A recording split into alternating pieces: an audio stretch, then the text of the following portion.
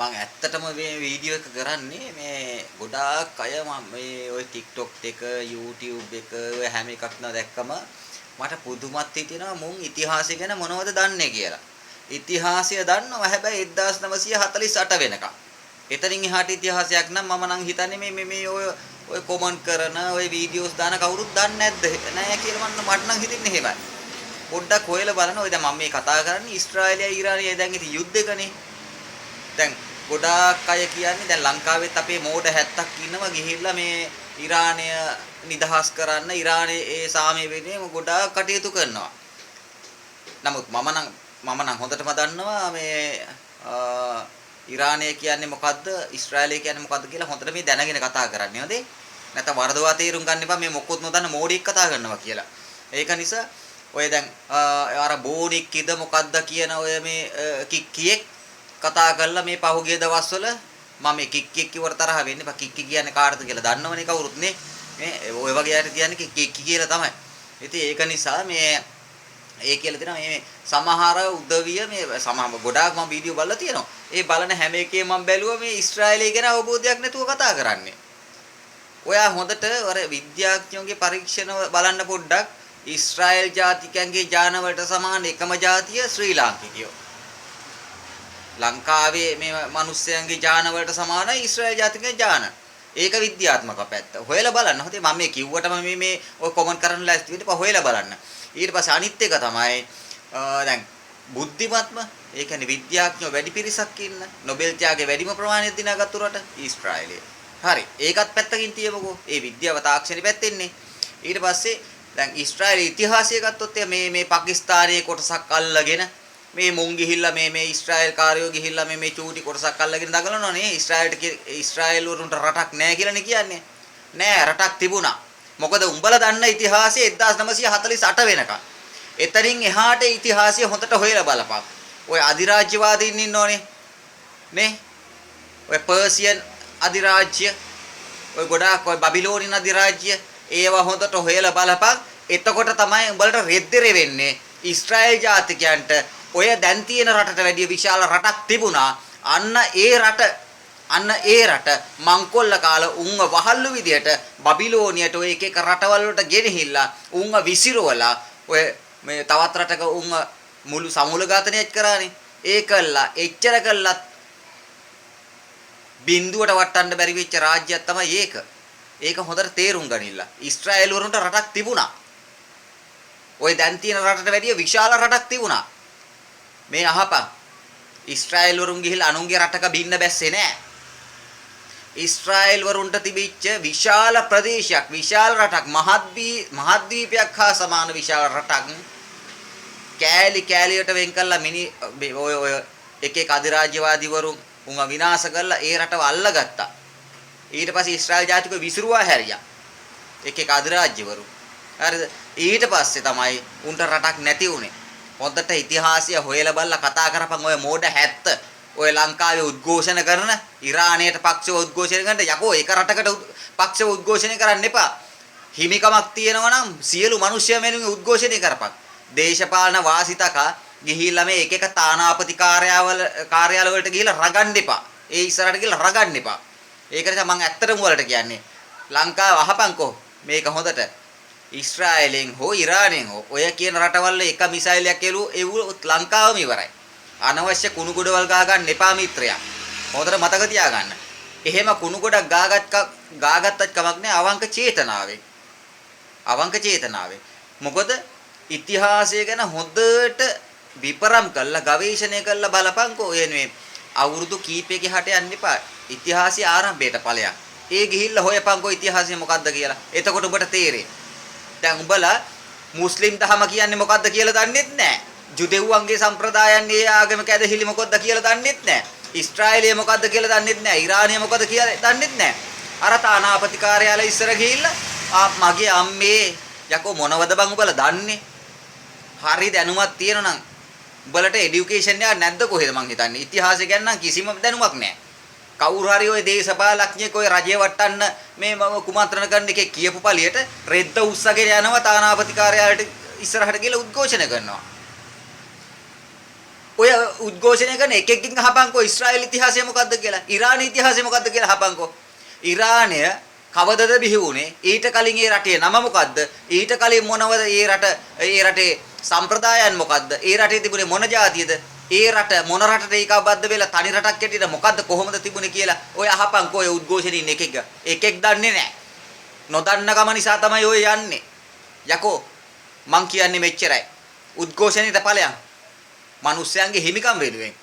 හැබැයි එක රටකට පක්ෂපාතීව පක්ෂග්‍රාහී වෙලා මට වචනත් පැටලෙනවා. පක්ෂග්‍රාහී වෙලා මොකද මගේ ඇත්තටම මේ ලංකාවේ මේ යකෝ මේ තරම් මෝඩයෝ ඉන්නවද? මේ රටේ ආර්ථිකය ගොඩනගන්න මේ උත්සාහ කරන මොහොතක රට සංවර්ධනය කරන්න නීතිය හැම පැත්තම ස්වාධීන කරන්න උත්සාහ කරන මොහොතක අනුන්ගේ රෙද්දවල් කරේ දාගෙන පුක උඩ දාගෙන දුවනවා. ඒක නෙවෙයි වෙන්න ඕන. එහෙම දිව්වත් කමක් නැහැ මම කියන්නේ. උඹලා පරිසරය ගැන කතා කරනවා නම් පරිසරය අධ්‍යයනය කරලා ඵලයන්. උඹලා දේශපාලනය ගැන කතා කරනවා නම් දේශපාලනය හොඳට අධ්‍යයනය කරලා ඵලයන්. දැනුමක් ඇතුව. උඹලා ඊශ්‍රායලයට විරුද්ධව ඉරානයට පක්ෂග්‍රාහී වෙලා වගේ මේ ඔය දේවල් කරන්න යනවා නම් හොඳට ඊශ්‍රායලය මොකද්ද කියන්න ඉරානය මොකද්ද කියන්න ඇත්තට මෙහෙම රටක් තිබුණද ඔය හැම දෙයක්ම හොඳට හොයලා බලලා ඵලයන්. ඉතිහාසය ගවේෂණය කරපන්. හරියට දැනගෙන ඵලයන්. මෙලෝ හත්තිලව්වක් දන්නේ නැතුව යකෝ උඹගේ ගෙදරින් බස් එකට නගින්නේ යන තැන දැනගෙනනේ. දැන් බැලුවම යන්නේ කොහෙද දන්නෙත් නැතුව නේ උඹලා බස් එකට නැගලා තියෙන්නේ. උද්ඝෝෂණය කියන බස් එකට නැගලා තියෙන්නේ. ඒ බස් එක යන තැන බස් එක නවත්තන තැන ශීඝ්‍රගාමීද නැත්නම් ස්ලෝ බස් එකක්ද මෙලෝ මගුලක් දන්නේ නැතුව තමයි උඹලා බස් එකට නැගලා තියෙන්නේ. යනවා රෙද්ද උස්සගෙන. ගිහිල්ලා උද්ඝෝෂණ කරනවා. ඔය එකෙක්ගෙන් අහපන්කෝ 48න් එහා ඊශ්‍රායල් ඉතිහාසයක් තිබුණද නැද්ද? මම ඉතිහාසය උඹලට දන්නේ නැත්තම් කියලා දෙන්නම්. දැනට අවුරුදු 7000කට යා ඉඳලා. දන්නේ නැත්තම් අහගනි. මට මේ ඇත්තට මේ වීඩියෝ දැකලා YouTube වීඩියෝ දැකලා TikTok වීඩියෝ දැකලා සෝෂල් මීඩියා වල ඔක්කොම දැකලා තමයි මම මේ කල්පනා කරේ යකෝ ලංකාවේ මෙච්චර මීහරක් ඉන්නවද කියලා. මෙච්චර මීහරක් ඉන්න. හැබැයි මේමයි ලංකාවේ ඉන්න ඔය දෙකෝටියකට එහා ඒ ඉන්න ඔක්කොම මීහරක් නෙවෙයි. බුද්ධිමත් උන් ඉන්නවා. අර මොකද්ද ඔය මේ දැන් ආවේ මේ මාලිමා රජය බලයට ආවනේ. මම නම් ඡන්දෙ දුන්නෙත් නැහැ.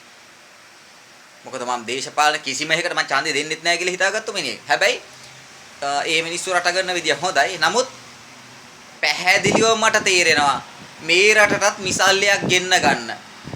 දඨාංගාල උඩින් ඇවිල්ලා පුපුරවන්න පුළුවන් ක්‍රමවේදයක් තමයි ඔය ඔක්කොම කරන්නේ. ඔන්න ඔය තකතිරු අමනියෝ ටිකක් ඉන්නෝනේ. ඔය මොකද මොනසෝන් බලකායේද මොන මගුල් එක අට මගුල් අටව ගත්තු පිරිසක් ඉන්නෝනේ. උන්ට දේශපාලනයක් නැහැ.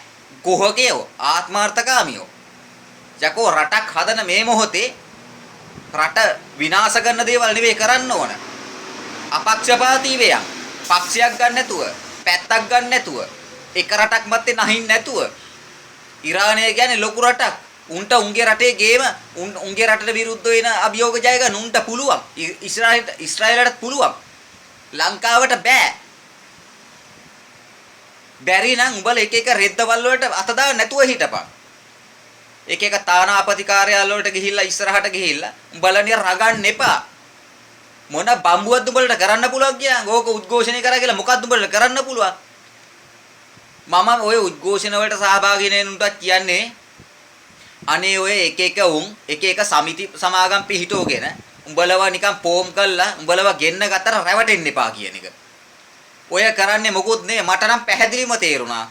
ආණ්ඩුවක් වට්ටන්න රටක සංවර්ධනය වට්ටවම ආර්ථික පැත්ත වැට්ටුවම එතකොට රජය පිරිහෙයි කියලා හිතාගෙන එක එකාව ගෙන්නලා අර මන් දැක්ක මේ ඊශ්‍රායලයේ අර මොකද්ද මගුලක් මේ ඔය ලංකාවේ තිබුණනේ ඒවට ආරක්ෂාව දුන්නා කියලා ඒකට විරුද්ධවත් ගිහිලා උද්ඝෝෂණය කරනවා. යකෝ ලංකාවට ආවනම් පිටරටින් ඔය ඔහොම නෙවෙයි එකෙක් ආවනම් ඌටත් ආරක්ෂාව දෙන්න ඕන. දැනගනින්න එකක්. වැරදිකාරයෙක් වුණත් අපරාධකාරයෙක් වුණත් රටේ නීතියට අත්අඩංගුවට ගත්තනම් ඌටත් ආරක්ෂාව දෙන්න තරම් ප්‍රජාතන්ත්‍රවාදී රටක් මේක. අන්න ඒක දැනගනින් උඹලා. මෙලෝ හත්තිලවත් දන්නේ නැතුව මගේ රෙද්ද කිසිම දෙයක් දන්නේ නැතුව යන ඔය මොකක් හරි මගුලක් පිහිටවගෙන ඌ චණ්ඩිය වෙන්න ඌ නිකන් ලංකාවේ වැඩර වෙන්න ගියා පස්සේ උගේ ඌපෝම් කර උපලයට උඹලත් යනවා උගේ රෙද්ද පල්ලේ උගේ පිටිපස්සේ යනවා මට ඉතින් කියන්න වචන නැහැ ඉතින් උඹලා වගේ මෝඩ 70කට බං මොලේ කල්පනා කරපන් මොලේ කල්පනා කරලා ඉස්සෙල්ලා බලපන් මොකෙක් හරි මොකක් හරි කියලා උඹව පෝම් කරලා උද්ඝෝෂණයකට හරි මොකකට හරි ගෙනියනවා නම් ඉස්සෙල්ලාම කල්පනා කරපන් මූ මේ කියන්නේ මොකද්ද ඌ මේ කියන්නේ මොකක් ගැනද ඒක හොඳට ස්ටඩි කරපන් හොඳට අධ්‍යයනය කරපන් මට සතියක් දෙන්න මට දවසකින් නම් මේක කරන්න බෑ මං හොඳට අධ්‍යයනය කරන්න දැන් ඔය දැන් තියෙන ප්‍රශ්නේ උඹලා ඊශ්‍රායලය කියන්නේ මොකද්ද ඒ ඉතිහාසය මොකද්ද උන්ගේ භාෂාව මොකද්ද ඒ භාෂාවේ විකාශනය කොයි කාලේ ඉඳලාද ආරම්භ වුනේ එහෙම රටක් තිබ්බනම් කොයි කාලෙද තිබ්බේ ඒ රටේ විශාලත්වය කොච්චරද ඒ රට ආක්‍රමණය කරේ කවුරුන්ද ඊට පස්සේ උන්ට මොකද උනේ උන් මොන රටවල් වල විසිරුවා හැරියද වහල්ලු හැටියට ගත්තද ඊට පස්සේ උන් නිදහස වෙනුවෙන් කරපු ඒ උපක්‍රමශීලී ඒ පරිත්‍යාගයන් මොනවද ඔය ඔක්කොම හොයලා බලලා කතා කරවා මම මේ එක රටක් ගැන කල්පනා කරනව නෙවෙයි හොඳේ එක රටක් ගැන කතා කරනවත් නෙවෙයි ඒක නිසා ඉරානය මොකද්ද කියන්නේ ඊශ්‍රායලයේ ජාතිකයෝ කවුරුන්ද ඊශ්‍රායලයේ මේ මොනවාද ඉරානයේ තියෙන්නේ මොන ආගමික සංකල්පද ඒ ඔක්කොම හොයලා බලපන් ලැජ්ජයි බං උඹලා ගැන මෙලෝ ඉතිහාසයක් දන්නේ නැතුව මම ගැරන්ට් කරලා කියනවා ඔට්ටු වල්ලනවා පුළුවන් නම් ඔය උද්ඝෝෂණයට ආපු එකෙකුගෙන් අහපන් ප්‍රශ්න කරලා අහපන් ඊශ්‍රායල් ඉතිහාසයේ ආරම්භයේ ඉඳලා පුළුවන් නම් ප්‍රධාන අවස්ථා කීපයක් කියන්න කියලා ඔය එකෙකුට කියන්න බෑ හැබැයි ඔතෙන්ට ආපු නැති එකෙක් ඉන්නවනම් අන්න උන්ගෙන් අහපන් 90ක් කියයි ඊශ්‍රායල් ජාතිකයෝ තමයි මේ ලෝකේ හිටපු පරණම ජාතිය කියලා. ඊශ්‍රායලයේ කියන රට තමයි මේ ලෝකේ මුලින්ම තිබිච්ච බොහොම පැහැදිලි ප්‍රජාතන්ත්‍රවාදී නීතිගත රාජ්‍ය කියලා උඹලට ඉදාට තේරෙයි. ඒ වගේම උඹලා ඕන විද්‍යාඥයෙකුගෙන් අහපන් ඒ පිළිබඳ පරිශීලනය කරපුව. ඊශ්‍රායල් ජාතිකයන්ගේ ජාන වලට සමාන ජාන තියෙන ජාතිය මොකක්ද කියලා. අන්න එදාට ඔබට තේරෙයි සිංහල අපේ ජාන වලට ඊශ්‍රායල් ජාතිකයන්ගේ ජාන සමානයි කියලා. ලැජ්ජයි බං උඹලා ගැන.